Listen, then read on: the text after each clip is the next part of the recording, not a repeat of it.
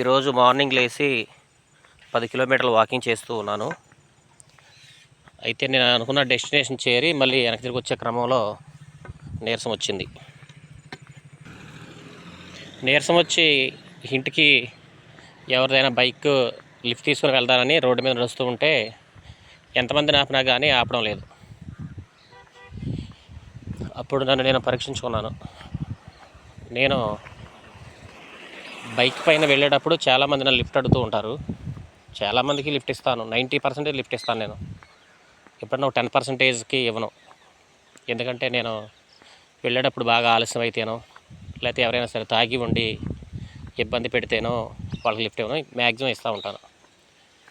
ఈ వీడియో చూస్తున్న బైక్ నడిపే సోదరులారా, సోదరిమణులారా, మనం ఒక సెంటర్లో ఆగి లిఫ్ట్ అడిగే వారికి లిఫ్ట్ ఇచ్చినా ఇవ్వకపోయినా రోడ్డు వెంబడి నడుస్తూ లిఫ్ట్ అడిగే వారికి లిఫ్ట్ ఇవ్వడం 10 రెట్ల ఆశీర్వాదాన్ని ఇస్తుంది.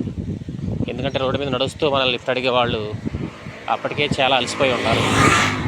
నడవలేని పరిస్థితిలోనే మనల్ని లిఫ్ట్ అడుగుతారు. కానీ రోడ్డు పైన నుంచునే వాళ్ళు సమయం కోసం లిఫ్ట్ అడుగుతారు.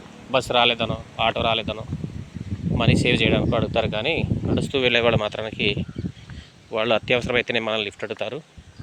సో అట్లాంటి వారికి లిఫ్ట్ ఇస్తారని ఆశిస్తున్నాను. మళ్ళీ నేను లిఫ్ట్ కోసం ఎవరినో ఒకరిని అడగాలి. చూస్తూ ఉంటే ఒక బైక్ కూడా రావడం లేదు. మనలాంటి వారి అదృష్టం ఎలా ఉంటుందంటే, మనం లిఫ్ట్ ఎప్పుడు అడగం.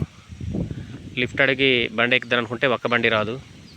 ఒకవేళ వచ్చినా కానీ వాళ్ళు మన వాహనం చూసి ఆపకుండా వెళ్ళిపోతూ ఉంటారు. అది ఫ్రెండ్స్ మన అదృష్టం. అలా 4-5 ఆపకుండా వెళ్ళిపోయిన తర్వాత కనీసం ఈ వచ్చే వ్యక్తినన్నా ఆపుదాము అనుకుంటే వాడిని చూసి మనం ఈడెక్కించుకోవడమేమోలే అనుకొని మనం వాడిని అడగకుండా ఉంటాము. కానీ వాడే మంచోడు అయి ఉండొచ్చు. సో లిఫ్ట్ అడిగేటప్పుడు ఎడతెగక ప్రయత్నిస్తూనే ఉండాలి. మంచివాళ్ళు అడుగుదాం, లిఫ్ట్ ఇస్తారో ఎవరో చూద్దాం. బ్రదర్ ఎక్కడి వరకు ఎక్కించుకోవా? ఎక్కడి వరకు వెళ్తే అక్కడి వరకు.